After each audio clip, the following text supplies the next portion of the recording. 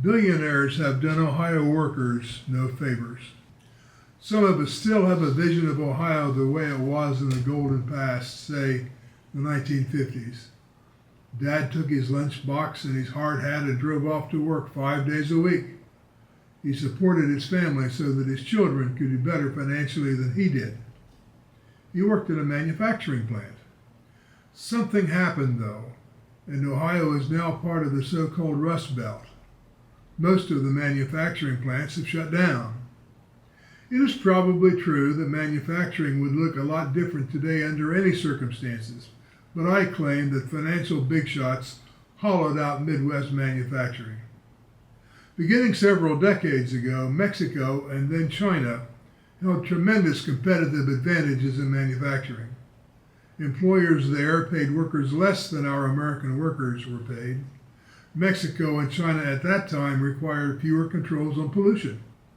Our manufacturers could not compete successfully because workers here earned much more, and our business owners were required to install costly pollution control measures such as scrubbers on smokestacks.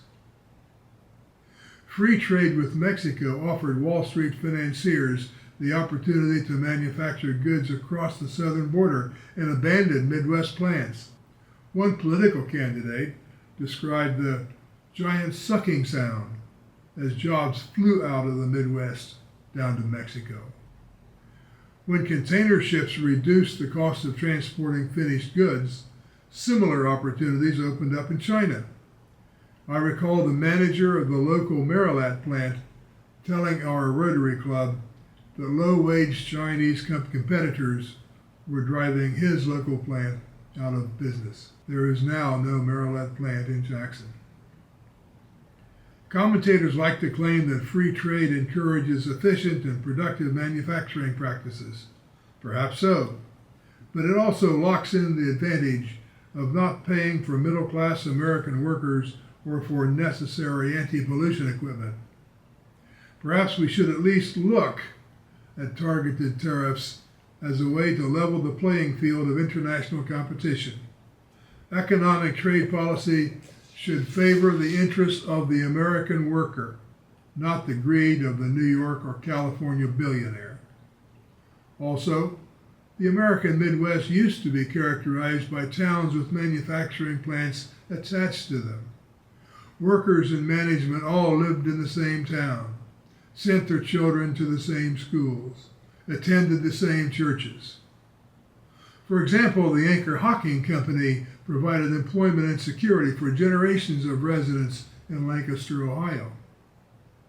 You probably have Anchor Hocking glassware somewhere in your kitchen. Its story is told in a book titled Glass House by Brian Alexander, available in bookstores and on Amazon. This company paid its bills and had no long-term debt, like a home with no mortgage. Financial fat cats and so-called equity firms targeted this company for hostile takeover. Soon the new owners sold many of the company's assets and mortgaged the remainder of them. They siphoned cash out of the company by exorbitant consultant fees and dividends to the new owners. According to Mr. Alexander, the author, Anchor Hocking just isn't the same company any longer, and Lancaster isn't the same town. The Anchor Hocking story has been repeated across the Midwest. Most recently, I noted that HIG Capital, an equity firm, acquired the paper mill in Chillicothe about 2 years ago. It recently announced plans to shut down the plant this August. About 800 workers, including many in Jackson County, will lose their jobs. I challenge some enterprising graduate student in business administration to trace the financial activity involving that paper mill since the Mead Paper Company sold it about 20 years ago. How many sales? How many equity firms? How much cash did the various owners drain out of the company? So, billionaires have done Ohio workers no favors.